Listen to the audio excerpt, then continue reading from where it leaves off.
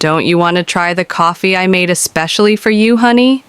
My husband David asked, with an odd smile that didn't quite reach his eyes. I was sitting at my sister-in-law Nina's elegant dining table in her Nashville home, where we gathered for our monthly family brunch. The coffee cup in front of me had a strange, almost metallic smell that made my stomach turn. My name is Linda, and at 29, I never imagined I'd be questioning whether my own husband was trying to poison me. But after 3 years of marriage and countless incidents of accidental food poisoning, I had learned to be cautious, especially around Nina. She had a way of orchestrating situations that left me sick or humiliated, always with that same innocent smile David was wearing now. "How thoughtful of you," I replied, forcing a smile while my mind raced. The aroma wafting from the cup was unlike any coffee I'd smelled before. It reminded me of the time last month when I ended up in urgent care after drinking tea at Nina's house. The doctors couldn't explain my symptoms, and Nina insisted she had made the tea exactly the same way she made her own. Nina watched me intently from across the table, absently stirring her own untouched coffee. "David has become quite the barista lately," she said with a smirk. "He's been practicing different brewing methods, just for you." The way she emphasized "for you" sent chills down my spine. I had noticed David spending more time at Nina's house lately, claiming they were planning a surprise for our upcoming anniversary. But something felt off. The whispered conversations that stopped when I entered the room, the strange texts I'd glimpsed on his phone. And now, this coffee, with its peculiar scent. I lifted the cup, pretending to take a sip, while studying their expressions. David and Nina exchanged a quick glance that confirmed my suspicions. Making a show of checking my phone, I stood up abruptly. "Oh, would you look at that? I need to make a quick call for work. Nina, would you mind if I use your study?" As I walked past Nina's place setting, I deliberately stumbled, quickly switching our coffee cups in the confusion of steadying myself. "I'm so sorry," I exclaimed, straightening up. "I'm such a klutz sometimes." Nina waved off my apology with a tight smile. "Just try not to break anything in the study." I nodded and hurried away, my heart pounding. Through the study's doorway, I could still see them at the table. Now I just had to wait and watch. From the doorway, I watched Nina lift the coffee cup to her lips, my stomach clenched with anxiety. Part of me wanted to stop her, to warn her, but I needed to know the truth. I had spent too many nights in emergency rooms, too many hours doubled over in pain, always after sharing meals with them. It hadn't always been like this. When I first met David at a friend's wedding in Nashville 3 years ago, he was charming and attentive. Nina had seemed welcoming too, inviting me to family gatherings, offering to help plan our wedding. But looking back, I should have noticed the red flags, the way she would accidentally spill things on my dress at important events, or how my food always seemed to have extra seasoning when she helped cook. The incident started small, an upset stomach here, a mild allergic reaction there. David always had an excuse ready. Maybe it was something you ate earlier. "You must be coming down with something." But the pattern was becoming clear. The worst was 2 months ago, when I ended up hospitalized after eating breakfast at their house. The doctors found traces of something in my system they couldn't identify. But David convinced everyone I must have taken some expired medication. I gripped the doorframe, watching as Nina took another sip of the coffee. David was typing on his phone, seemingly unconcerned. My own untouched cup sat cold on the table where I'd left it, the metallic smell still lingering in my nose. A slight tremor in Nina's hand caught my attention. She set down the cup, her face suddenly pale. "David," she said, her voice shaking, Something's wrong. David looked up, his expression shifting from confusion to horror as he realized which cup she had drunk from. He jumped up, knocking over his chair. Nina, what's happening? Nina's hands were trembling violently now. I don't feel... She tried to stand but stumbled, grabbing the edge of the table for support. David, what did you put in that coffee? I stepped out of the study, my phone already recording. David was beside Nina now, his face ashen. That wasn't supposed to be your cup, he whispered, but in the silence of the dining room, his words rang out loud and clear. Nina's eyes widened with realization and fear. Call an ambulance, she gasped, sliding to the floor. Please, I can't. I dialed 911 immediately, my hands steady despite the chaos unfolding in front of me. Nina was now on the floor, her body racked with violent tremors. David knelt beside her, panic etched across his face as he realized their plan had backfired spectacularly. Emergency services. Yes, we need an ambulance at 1542 Maple Grove Drive, I said clearly, keeping my phone recording with my other hand. My sister-in-law appears to be having a severe reaction to something in her coffee. She's conscious, but experiencing tremors. As I spoke to the dispatcher, Nina's eyes locked onto mine. The usual cold calculation in her gaze had been replaced by raw fear. Linda, she gasped. You switched. You knew. Ma'am, the ambulance is on its way, the dispatcher assured me. Please stay on the line. David was growing more frantic by the second. Nina, what's happening? That wasn't supposed to... it wasn't meant for... Shut up, David! Nina snapped through gritted teeth, her anger momentarily overcoming her distress. This is all your fault. You said it would just make her sick enough to miss the board meeting next week. You promised it wouldn't be traced. My blood ran cold. The board meeting, where I was scheduled to present my proposal for a major client account. The same account Nina had been trying to land for months at our competing firms. Everything started clicking into place. The tea last month, I said, my voice surprisingly steady. And the breakfast incident 2 months ago, those weren't accidents, were they? Nina's face contorted with another wave of pain. The tea, that was supposed to keep you home during the Johnson contract presentation. But you went anyway, she groaned, clutching her stomach. David said, he said we just needed to discredit you. Make clients think you were unreliable. The sound of sirens filled the air outside. David stood up, backing away from both of us. Nina, stop talking! You don't know what you're saying. I know exactly what I'm saying, Nina spat, her words slurring slightly. We've been planning this for months. Ever since Linda started outperforming me at every client meeting. You were supposed to make sure she drank it today. The paramedics burst through the front door, and I quickly stepped aside to let them work. As they loaded Nina onto a stretcher, I stopped the recording and immediately sent the video to my private email, then to my lawyer.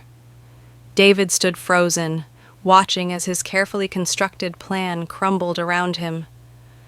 I'll ride with her to the hospital, I told the paramedics, my voice firm. After all, I need to make sure my sister-in-law gets the proper treatment. I met David's terrified gaze. And I'm sure the doctors will be very interested in knowing exactly what was in that coffee.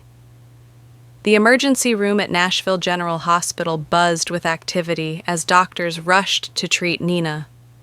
I sat in the waiting room, phone clutched in my hand, replaying the recording of Nina's confession, the tremors in her voice, the panic in her eyes.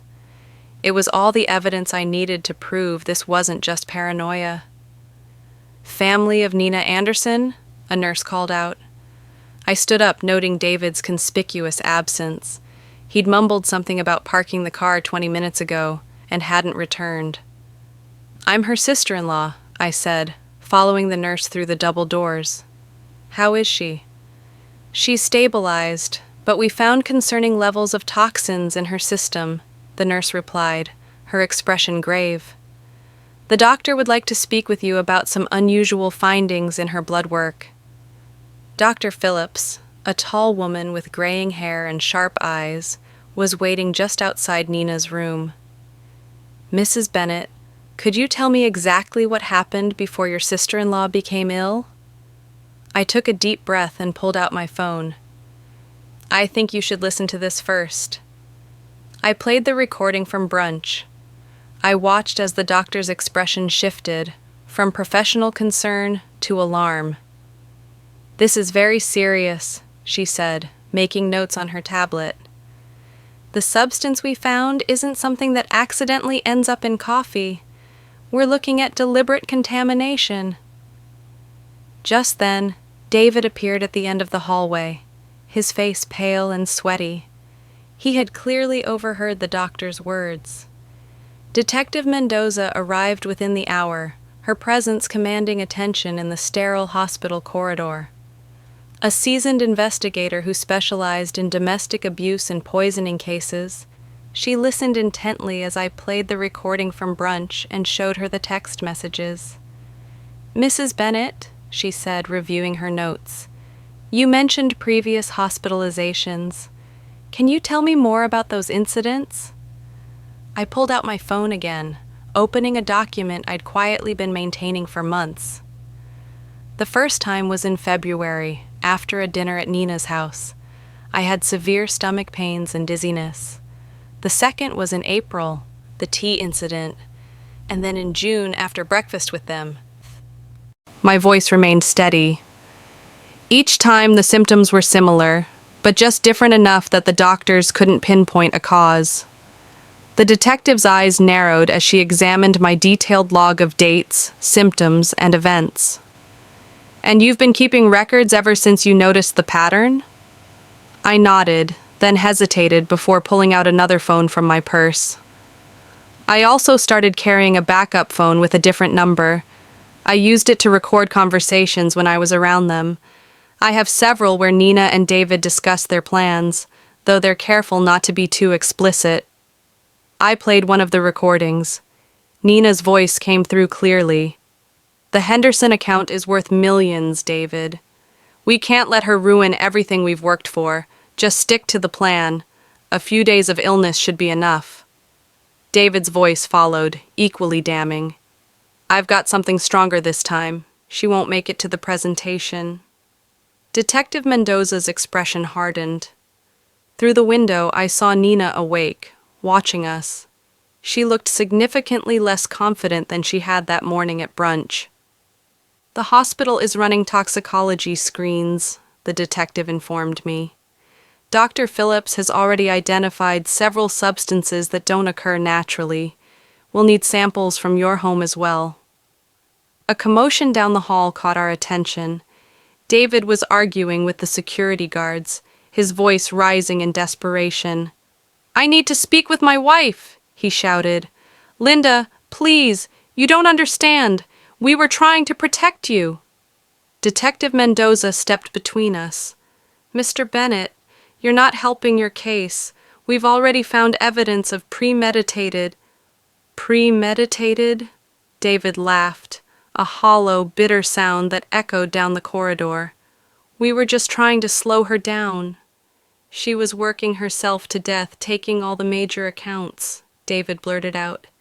Nina said if we could just make her take some time off. By poisoning her? Detective Mendoza's voice was sharp, cutting through his excuse like a blade. That's not protection, Mr. Bennett. That's attempted murder. The color drained from David's face. Murder?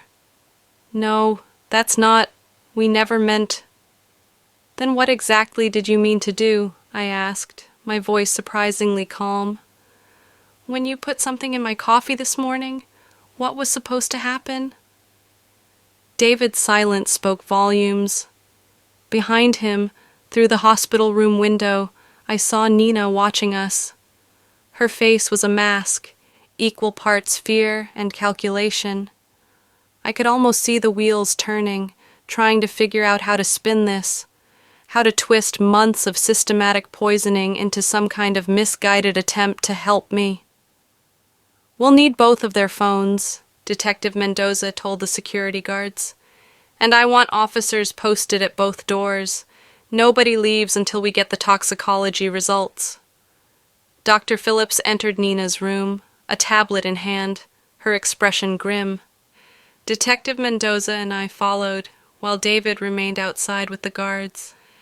Nina tried to sit up straighter in her hospital bed, but the tremors hadn't fully subsided. "The toxicology report shows elevated levels of several substances," Dr. Phillips announced, her voice clinical. "Most concerning is the presence of a compound typically used in pharmaceutical testing. It's not something the general public should have access to." "That's impossible," Nina stammered. "David said it was just something mild, just enough to cause symptoms." "Mild symptoms?" Detective Mendoza echoed, pulling out her notebook. "Like the ones your sister-in-law experienced over the past 6 months?" The door opened. Another detective entered holding an evidence bag. "We found these in Mr. Bennett's office desk at Anderson Marketing," he said, holding up several small bottles with clinical labels and a notebook filled with dosage notes and reaction logs. My knees weakened as I realized the full scope of what they'd done. "You were documenting everything?" I whispered. "Like some kind of experiment?" "It wasn't like that," Nina began, but her voice wavered. "We just needed to track what worked. The first few attempts weren't effective enough. You kept showing up to meetings anyway." "So you increased the dosage," Detective Mendoza concluded, flipping through the logbook. "Did you know these compounds can be lethal in higher concentrations?" The room fell silent. Outside, David sank into a chair in the hallway, his head in his hands.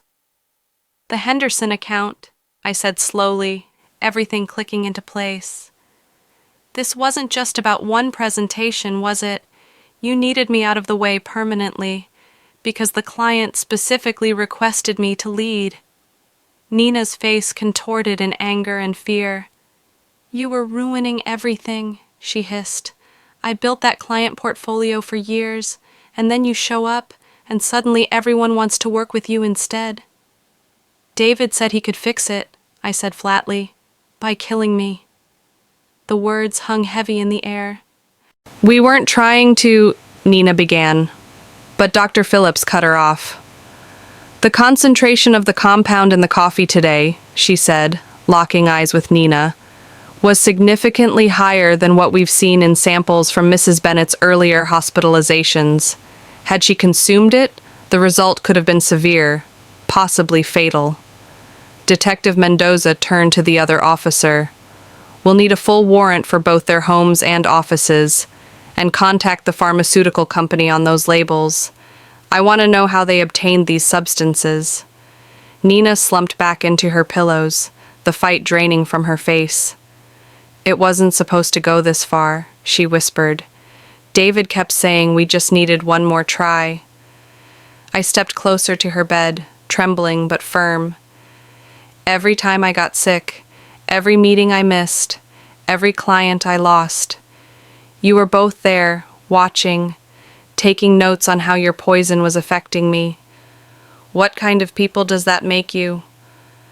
The silence was deafening. From outside the room, I could hear David being read his rights as more officers arrived. Nina stared at her hands, unable to meet my gaze.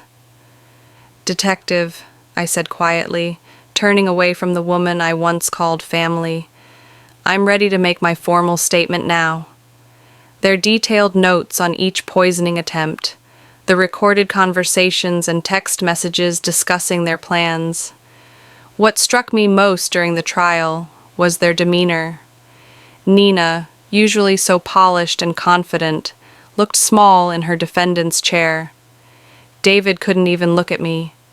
He kept his eyes fixed on the floor as expert witnesses outlined the potentially lethal effects of the substances they had used. Dr. Phillips's testimony was especially damning.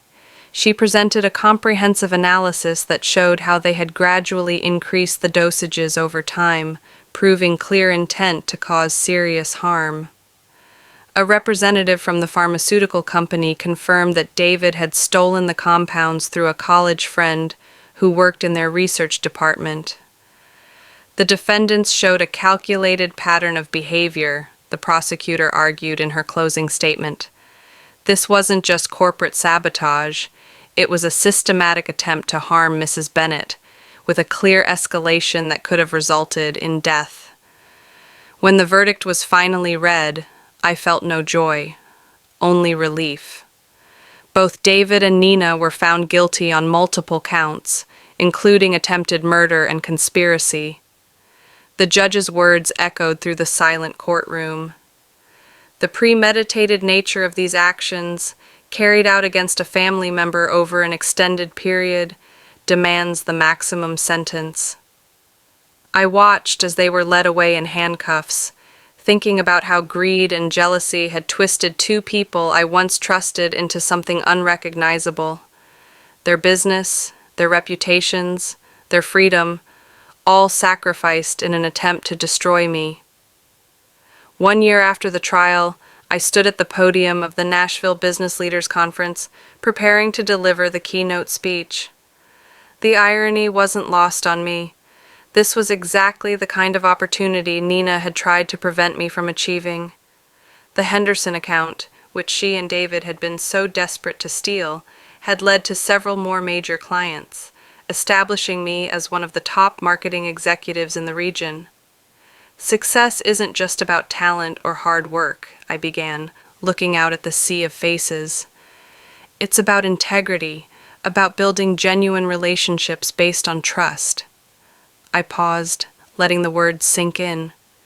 Sometimes the biggest threats to our success come from those closest to us, but surviving those challenges makes us stronger.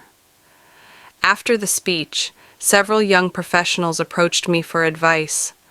One woman, her eyes bright with determination, asked, "How did you stay so composed during everything?" "I focused on what I could control," I told her. "I gathered evidence, I trusted my instincts, and I refused to let fear stop me from pursuing my goals." That evening, I received an email from the Henderson client confirming they were renewing their contract for another 3 years. I smiled, thinking about how differently things might have turned out if I hadn't trusted my instincts that day at brunch. That morning, the local paper had run a short article about Nina and David beginning their prison sentences. I didn't read it.